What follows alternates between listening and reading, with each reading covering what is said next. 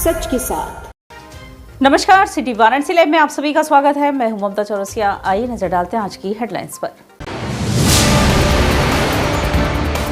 2 माह पूर्व BHU IIT की छात्रा से परिसर में सामूहिक दुष्कर्म मामले में 3 गिरफ्तार। पूरे मामले को लेकर राक्षस ने फूंका पुतला। पीएम मोदी द्वारा संबोधित मन की बात कार्यक्रम का 108वां संस्करण आयोजित। लोगों ने पीएम मोदी के मन की बात पर अमल करने का लिया संकल्प। अयोध्या राम मंदिर प्राण प्रतिष्ठा के उपलक्ष्य में श्रीनगर कॉलोनी में निकली कलश अक्षत यात्रा। और वर्ष के अंतिम दिन श्री काशी विश्वनाथ के दरबार व दशाश्वमेध के दैनिक गंगा आरती में श्रद्धालुओं का उमड़ा हुजूम। और अब खबरें विस्तार से। बीएचयू आईआईटी की छात्रा से हुए दुष्कर्म के मामले में पुलिस ने तीनों अभियुक्तों को बुलेट मोटरसाइकिल के साथ गिरफ्तार कर लिया। बीएचयू आईआईटी के छात्रा से परिसर में सामूहिक दुष्कर्म के तीनों आरोपितों को लंका पुलिस ने गिरफ्तार कर लिया है। पुलिस ने घटना में प्रयुक्त बुलेट मोटरसाइकिल भी बरामद कर ली है। पुलिस के अनुसार घटना को सुंदरपुर स्थित ब्रिज एनक्लेव कॉलोनी के कुणाल पांडे बजरडीहा जीवदीपुर के अभिषेक चौहान उर्फ आनंद और सक्षम पटेल ने अंजाम दिया था। आरोपितों की पहचान के लिए पुलिस को करीब 200 से अधिक सीसीटीवी फुटेज खंगालने पड़े। गिरफ्तार अभियुक्तों को लेकर विपक्ष के लोगों ने भाजपा पर जमकर निशाना साधा। उनका कहना था कि गिरफ्तार अभियुक्तों में 2 लोग भाजपा के नेता भी हैं, जिनको बचाने के लिए पुलिस ने काफी कोताही बरती। इस घटना को लेकर संपूर्णानंद संस्कृत विश्वविद्यालय के एनएसयूआई से जुड़े छात्रों ने पूर्व छात्र संघ उपाध्यक्ष रणजीत कुमार तिवारी के नेतृत्व में पुतला भी जलाया। हालांकि पुलिस ने मौके पर पहुंचकर पुतला जला रहे करीब आधा दर्जन छात्र नेताओं को हिरासत में ले लिया है। आज हम लोगों ने सांकेतिक रूप से पुतला दहन किया है। यह हमारी बीएचयू की छात्राओं के साथ भाजपा के पदाधिकारियों द्वारा जिस तरह से बर्बरता और बलात्कार करने के जैसे कोशिश किए गए, छेड़खानी की गई, इसके विरोध में बड़े बड़े नेताओं और मंत्रियों के सह पे आज तक जैसे गिरफ्तारी नहीं हो रही है, उनको बचाया जा रहा है, उसके विरोध में हम लोगों ने बालिकाओं के पक्ष में पुतला दहन किया। हम लोगों ने जो भी अभियुक्त हैं वहाँ के और भाजपा आईटी सेल संगठन का पुतला फूंका है कि जहां एक तरफ प्रधानमंत्री नरेंद्र मोदी जी बेटी पढ़ाओ बेटी पढ़ाओ का नारा देते हैं, वहीं दूसरी तरफ उनके संसदीय क्षेत्र बनारस में लगातार बेटियों के साथ, छात्रों के साथ दुष्कर्म हो जा रहा है। और एक तरफ जहां हमारे प्रदेश के मुख्यमंत्री योगी बाबा बुलडोजर बाबा के नाम से जाने जाते हैं, अभी तक इनके घर पे बुलडोजर क्यों नहीं चला। साथ ही साथ हमारे प्रदेश अध्यक्ष, हमारे नेता श्री अजय राय जी जब विद्यार्थी परिषद के ऊपर उंगली उठाते हैं और साफ तौर पे वो बोलते हैं कि ऐसा कार्य विद्यार्थी परिषद के द्वारा, विद्यार्थी परिषद के साथियों के द्वारा किया गया है, तो विद्यार्थी परिषद के लोग उन पर झूठा आरोप लगाकर उनके ऊपर मुकदमा दर्ज कराते हैं। हमारी सरकार से मांग यही है कि हमारे नेता अजय राय जी का, हमारे प्रदेश अध्यक्ष अजय राय जी का कहा हुआ बात आज सच हुआ है और भाजपा के आरटी के लोग ही इस दुष्कर्म में शामिल हैं। पीएम मोदी द्वारा संबोधित मन की बात के 108वें संस्करण का आयोजन जगह जगह किया गया। पीएम मोदी द्वारा संबोधित मन की बात कार्यक्रम का 108वां संस्करण रविवार को आयोजित किया गया। इस दौरान नगर में जगह जगह कार्यक्रम आयोजित किए गए। आयोजनों के इसी क्रम में मौलवी बाग स्थित साई अपार्टमेंट में भी मन की बात कार्यक्रम का आयोजन किया गया, जहां उपस्थित भाजपा के लोगों ने पीएम मोदी के मन की बात को ध्यानपूर्वक सुना और उस पर अमल करने का संकल्प लिया। इस आयोजन में शंकर पलवानी, कन्हैया टेकचंदानी, प्रदीप पंजवानी, अमरदेव यादव, सुनील राय, अशोक दुबे, अजय शर्मा सहित 2 दर्जन करीब लोग उपस्थित थे। माननीय मोदी जी के 108वें संस्करण को सुन रहे थे। यहाँ बिल्डिंग में सभी सिगरा वार्ड के कई बूथ अध्यक्ष और स्थानीय लोगों के साथ हम लोगों ने बैठ के प्रधानमंत्री जी के विचार को सुना, बात को सुना। इसमें प्रधानमंत्री जी ने बहुत ही प्रेरक चीज़ें हम लोगों को बताई। भारत जो है इनोवेशन का हब बन रहा है। यहाँ लगभग 70,000 से ज़्यादा अमृत सरोवरों का निर्माण हुआ है और स्पोर्ट्स के लिए उन्होंने काफ़ी प्रोत्साहित किया हम लोगों को। महिलाओं को काफ़ी जो प्रोत्साहित हैं और काफ़ी आगे बढ़ रही हैं और कई क्षेत्रों पे हम लोगों को मार्गदर्शन मिला। हम लोग प्रधानमंत्री जी को बहुत बहुत धन्यवाद और आभार व्यक्त करते हैं। हमारे साथ जो है स्थानीय लोग जुड़े, हम लोग उनसे प्रेरणा लेते हैं, चर्चा करके उसी के हिसाब से आगे हम लोग काम को बढ़ाते हैं। और आज 108वें संस्करण में मोदी जी ने जो 2-3 बातों पर फोकस किया है, वो ज़मीन से जुड़ी हुई और भारत की जो पुरानी परंपराएं हैं वो हमेशा से इसको उठाते रहते हैं। आज भी जैसे कि उन्होंने कहा कि हमारे जो ज़मीनी स्तर के खेल हैं, खो खो हुआ, कबड्डी हुआ, वो तो होते ही रहने चाहिए। तो एक खिलाड़ियों में नई ऊर्जा, नया उत्साह उनकी बातों से आता है और देश हमारा जो है वो पूरी तरह से जो एक उदासी में और निष्क्रिय सा पड़ा हुआ था, अब उसके अंदर एक ये ललक जग गई कि हम भी कुछ कर सकते हैं और लोग उत्साहित हुए हैं और एक देश को एक आशा की किरण दिखाई पड़ रही कि हमारा देश फिर से नई ऊंचाइयों पर जाएगा। भाजपा पिछड़ा वर्ग मोर्चा काशी क्षेत्र द्वारा भी आकाशवाणी से प्रसारित मन की बात कार्यक्रम का सिगरा स्थित गुलाबबाग भाजपा कार्यालय पर आयोजन हुआ। कार्यक्रम का नेतृत्व भाजपा काशी क्षेत्र उपाध्यक्ष पिछड़ा वर्ग मोर्चा अनुप जायसवाल ने किया। कार्यक्रम के मुख्य अतिथि भाजपा महानगर अध्यक्ष विद्यासागर राय थे। प्रधानमंत्री मोदी जी का सीधे लोगों से कनेक्ट होने वाला कार्यक्रम मन की बात का साल के आखिरी एपिसोड में पीएम मोदी ने 2023 में भारत की उपलब्धियों को गिनाया। उन्होंने कहा, हम दुनिया की 5वीं सबसे बड़ी अर्थव्यवस्था बन गए हैं। भारत की उपलब्धियों पर हमें गर्व है। अपना आने वाला साल बेहतर होगा। पीएम मोदी ने 108वें कार्यक्रम को संबोधित करते हुए कहा कि हमारे यहाँ 108 अंक का महत्व उसकी पवित्रता एवं गहन अध्ययन का विषय है। माला में 108 मन के 108 बार जाप, 108 दिव्य क्षेत्र, मंदिरों में 108 सीढ़ियाँ, 108 घंटियाँ, 108 का ये अंक असीम आस्था से जुड़ा हुआ है। इसलिए मन की बात का 108वां एपिसोड मेरे लिए और खास हो गया है। मोदी जी ने कहा कि अयोध्या में राम मंदिर को लेकर पूरे देश में उत्साह है, उमंग है। पूरे देश के युवाओं को मोदी जी ने फिल्म अभिनेता अक्षय कुमार से प्रेरणा लेने की बात कही। कार्यक्रम का नेतृत्व अनुप जायसवाल, संचालन सोमनाथ विश्वकर्मा, धन्यवाद शोभनाथ मौर्य व आदित्य गोयनका ने किया।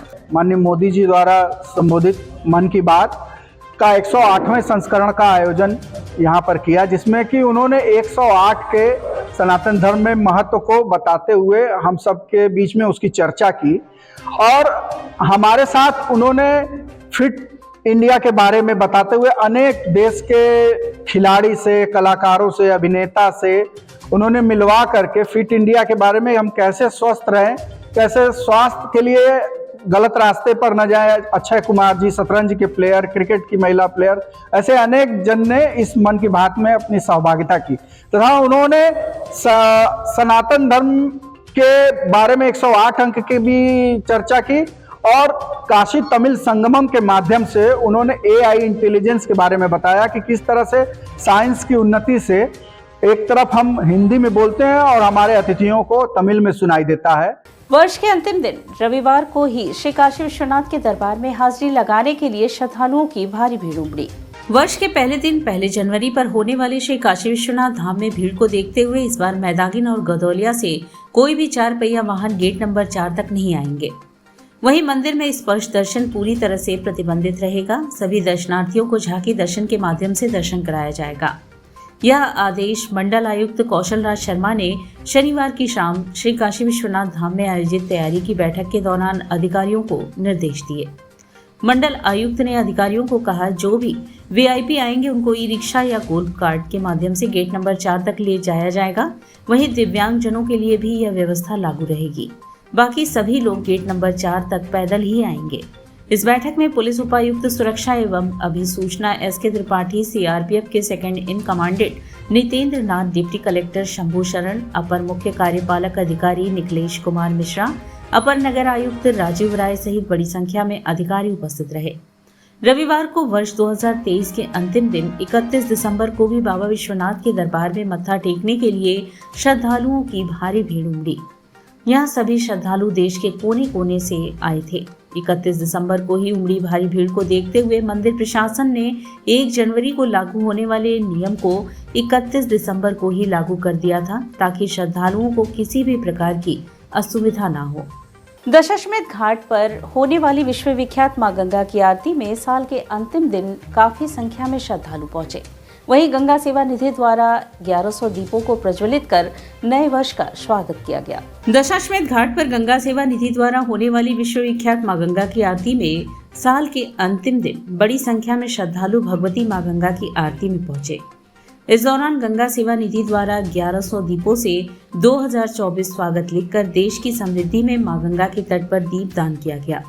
साथ ही प्रधानमंत्री नरेंद्र मोदी द्वारा 108वां मन की बात पूर्ण होने पर भी मां गंगा की आरती में प्रधानमंत्री को शुभकामनाएं दी गई। इस दौरान हजारों की संख्या में श्रद्धालु व गंगा सेवा निधि के अध्यक्ष सुशांत मिश्रा, कोषाध्यक्ष आशीष तिवारी, सचिव हनुमान यादव समेत अन्य लोग उपस्थित थे। आज जो है 2023 का जो अंतिम दिन है, आज उसको विदाई दिए हम लोग। और दशाश्वमेध घाट पर गंगा सेवा निधि द्वारा भगवती माँ गंगा की जो सायंकालीन महाआरती होती है उसमें 1100 दीपकों से जो है वो 2024 का स्वागतम लिख करके हम लोग ये दिए के माध्यम से ये संदेश दे रहे हैं कि भगवती माँ गंगा, बाबा विश्वनाथ सबका भला करें, सबके ऊपर अपना आशीर्वाद बनाए रखें। और जिस तरीके से 2023 में जो शांतिपूर्वक तरीके से जो सारी व्यवस्थाएं रही हैं, हमारा देश आगे बढ़ा है, उसी तरीके से हम प्रार्थना करते हैं भगवती माँ गंगा के तट पे कि वर्ष 2024 जो है वो भारत के लिए खूब अच्छा वर्ष रहे और भारत प्रगति पथ की ओर खूब अग्रसर रहे। अयोध्या राम मंदिर प्राण प्रतिष्ठा के उपलक्ष्य में श्रीनगर कॉलोनी में कलश अक्षत यात्रा निकाली गई। रविवार को लक्सा क्षेत्र के श्रीनगर कॉलोनी के भारतीय शिशु मंदिर स्कूल के पास से भारत माता मंदिर तक अयोध्या में 22 जनवरी को होने वाले प्राण प्रतिष्ठा उत्सव से पहले एक भव्य शोभा यात्रा निकाला गया। विश्व हिंदू परिषद के मध्य भाग के तिलक नगर की तरफ से श्री राम जन्मभूमि तीर्थ क्षेत्र पूजित कलश अक्षत यात्रा भव्य शोभा यात्रा में दुर्गा वाहिनी से जुड़ी मातृशक्ति सहित हजारों लोग शामिल हुए। इस शोभा यात्रा में शामिल लोग हाथों में भगवा ध्वज लेकर जय श्री राम, हर हर महादेव के जय घोष के साथ उत्साहपूर्ण तरीके से शामिल हुए।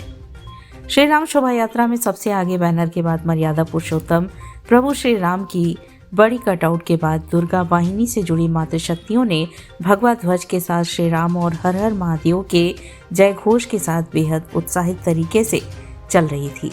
तो वहीं शोभा यात्रा में शामिल अन्य लोग डीजे की धुन पर प्रभु श्री राम के प्राण प्रतिष्ठा महोत्सव से उत्साहित होकर नाचते हुए आगे बढ़ रहे थे। शोभा यात्रा शहर के विभिन्न मार्गों से गुजरते हुए आगे बढ़ रही थी, तो जगह जगह लोगों ने पुष्प वर्षा करके शोभा यात्रा की अगवानी की और लोगों का उत्साहवर्धन किया। शोभा यात्रा शुरू होने के बाद शहर के विभिन्न मार्गों से होते हुए भारत माता मंदिर पर जाकर समाप्त हुई। कार्यक्रम में मुख्य अतिथि के रूप में प्रणय पांडे, संयोजक राम दरबार आयोजन समिति विश्व हिंदू परिषद, आनंद सिंह दुर्गा वाहिनी के शिवहाली कश्यप, अनामिका चौरसिया, दीक्षा केसरी, प्रियंका के साथ विश्व हिंदू परिषद की तरफ से महानगर अध्यक्ष कन्हैया सिंह, अमित चौरसिया, रजनीश विश्वकर्मा, रामजी चौरसिया, बजरंग दल के सह संयोजक महानगर करण शंकर, राहुल केसरी, संतोष चौरसिया, राजेश चौरसिया, राजेंद्र गुप्ता सहित अन्य लोग शामिल हुए। 500 वर्षों बाद श्री राम जी पुनः अपने घर जा रहे हैं। 22 जनवरी को उनकी प्राण प्रतिष्ठा होनी है। ये हिंदू समाज के लिए बहुत बड़ा उत्सव है, इसीलिए हम सब अक्षत पूजन का ये शोभा यात्रा का कार्यक्रम निकाल रहे हैं। ये जागरण का संदेश देता है और मैं अपील करना चाहती हूँ सारे देशवासियों से कि 22 जनवरी को वो सब अपने निकटतम जो मंदिर है वहाँ जाके दिन में उत्सव करें। 11 से 1 के बीच में वहाँ जाके भजन पूजन करें, आरती करें और डिजिटल प्रसारण देखें जो श्री राम जन्मभूमि से सीधे दिखेगा। और शाम को सब लोग ज़रूर अपने घर में दीपावली का उत्सव मनाएं, अच्छे वस्त्र पहने, पटाखे बजाएं और साथ ही मंदिर का भी श्रृंगार करें और वहाँ दिए जलाएं। ऐसा लगना चाहिए कि ये भव्य दीपोत्सव हिंदू संस्कृति का दीपोत्सव है। श्री राम पुनः 500 वर्षों बाद लौट रहे हैं। ये हम सबके लिए बहुत बड़ा पर्व है। और यहाँ वक्त चला है एक छोटे से ब्रेक का। मिलते हैं ब्रेक के बाद। वाराणसी लाइव, सच के साथ। क्या कहते हैं आपके सितारे, कैसा जीवन होगा आपका, होगी हर मुश्किल आसान, है हर परेशानी का निदान। आप बने रहिए हमारे साथ और हम बताएंगे आपके भविष्य का हाल। प्रत्येक मंगलवार रात्रि 8:30 बजे से सिर्फ सिटी वाराणसी लाइव पर।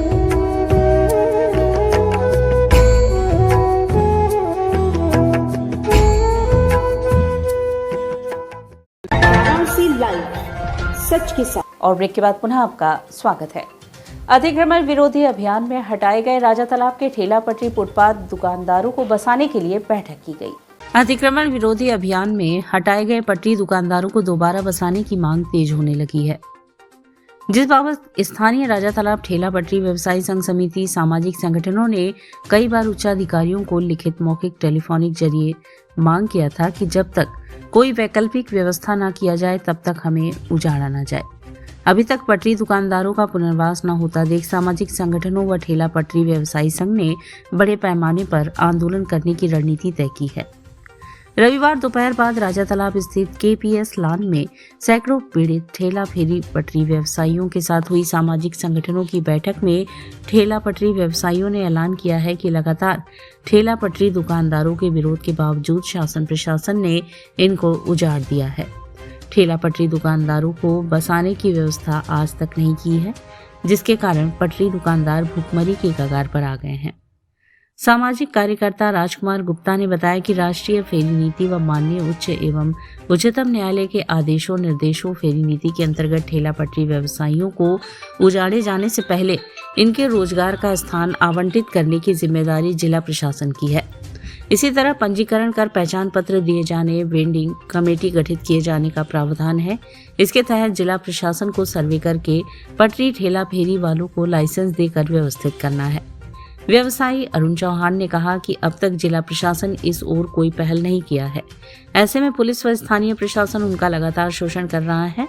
बिना कोई वैकल्पिक व्यवस्था किए उन्हें उजाड़ा जा रहा है। वहीं ठेला पटरी संघ व सामाजिक संगठनों के प्रतिनिधियों ने कहा कि हम पूरी मजबूती के साथ ठेला पटरी दुकानदारों एवं जनहित के मुद्दों पर संघर्ष करते रहेंगे।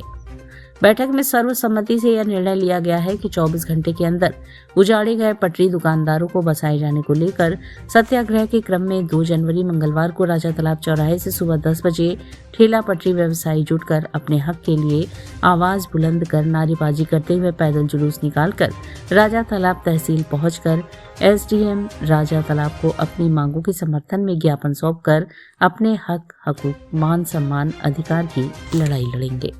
अचानक वो लोग आए, लगा के चौके की फेंक दिए। हमारे तराजू वर्करा ठेला सभी लोग। इनका कहना अचानक पुलिस के लोग आए, इनके ठेला का सामान उजाड़ लिए और ठेला उठाकर लेके चले गए। तो ये एसपी साहब बोले कि काटा दो हमको। हाँ, हम काटा जो हम लेके जा रहे थे तो कहने काटा दो हमको, काटा पल दे दिए। काटा इनका उठा ले गए। वरिष्ठ ठेला पटरी व्यवसायी हैं। आपके साथ क्या हुआ? उठा ले गए। अच्छा। पड़ाव रामनगर सड़क चौड़ीकरण के लिए लोक निर्माण विभाग ने 3 दिवसीय कैंप का आयोजन किया। पड़ाव रामनगर सड़क चौड़ीकरण के लिए लोक निर्माण विभाग की ओर से लगाए गए 3 दिवसीय कैंप में 194 लोगों ने मुआवजा के लिए आवेदन किया है। शनिवार को कैंप के अंतिम दिन आवेदन करने वालों की भारी भीड़ पहुंची। लोक निर्माण विभाग की ओर से कागजात राजस्व विभाग को सौंपे गए हैं। राजस्व विभाग उनकी जांच करेगा। जमीन अधिग्रहण की प्रक्रिया जनवरी के दूसरे सप्ताह में शुरू होगी। आवेदकों को मुआवजा या फिर क्षतिपूर्ति दी जाएगी। लोक निर्माण विभाग के जेई विनोद कुमार ने बताया कि काशीराज परिवार की ओर से भी उनके प्रतिनिधियों ने दस्तावेज दाखिल किया है। दस्तावेजों के निर्धारण के बाद जनवरी महीने के दूसरे हफ्ते से अधिग्रहण की कार्यवाही पुनः शुरू की जाएगी।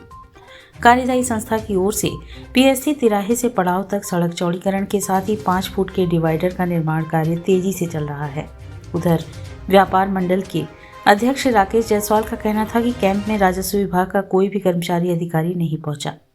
उच्च न्यायालय के निर्देश का पालन न करते हुए लोक निर्माण विभाग ने इस शिविर का आयोजन किया, जबकि होना यह चाहिए था कि सभी वादी चांद कपूर व 39 अन्य से वार्ता कर उन लोगों को मुआवजे की राशि बताकर संतुष्ट करते। हाईकोर्ट के आदेश की एक प्रति शनिवार को अवर अभियंता अनिल मणि पांडे एवं नईम आलम को रिसीव कराई गई। रोड चौड़ीकरण से प्रभावित व्यापारियों और नागरिकों ने जिलाधिकारी से मांग की है कि हाईकोर्ट के आदेशानुसार जल्द से जल्द प्रभावितों को मुआवजे की राशि से अवगत कराते हुए सहमति बनाकर आगे की कार्यवाही की जाए।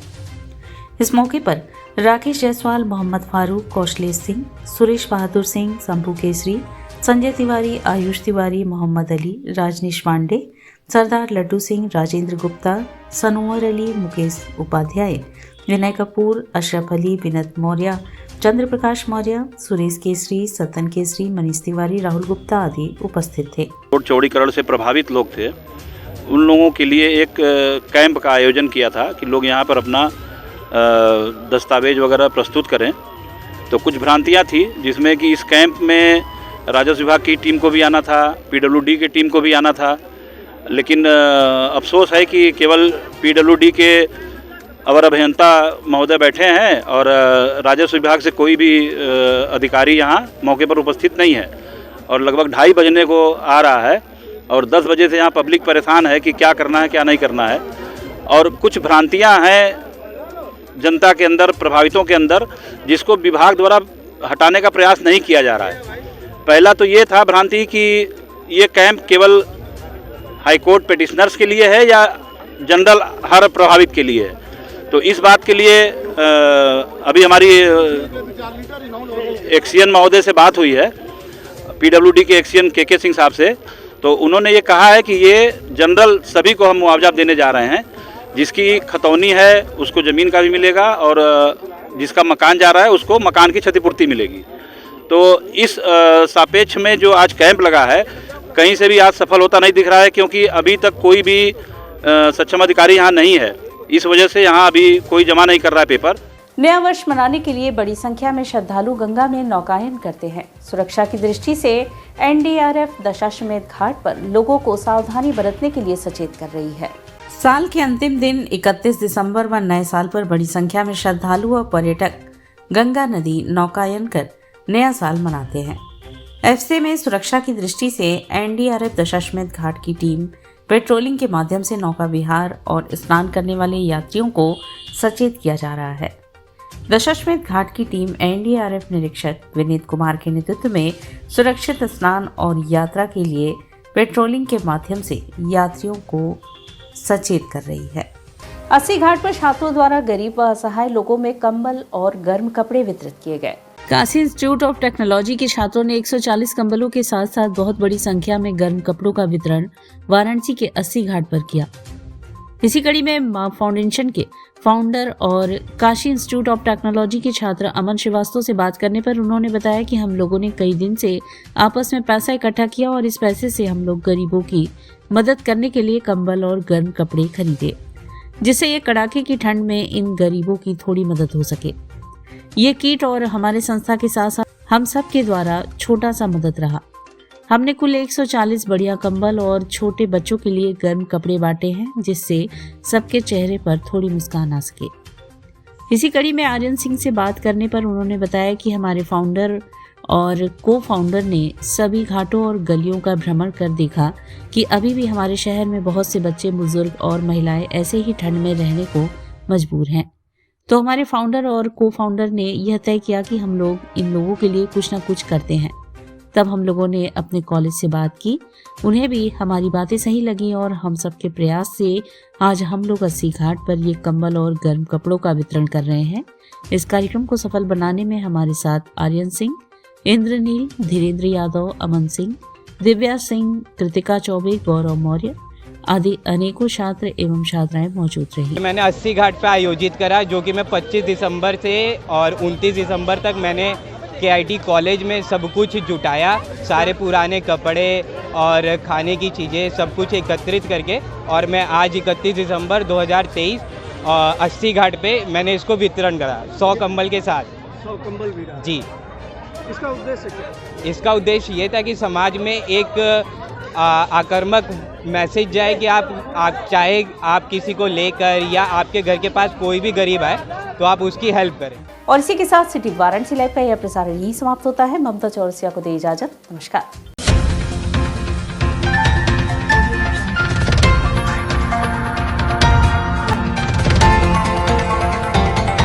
वाराणसी लाइव, सच के साथ।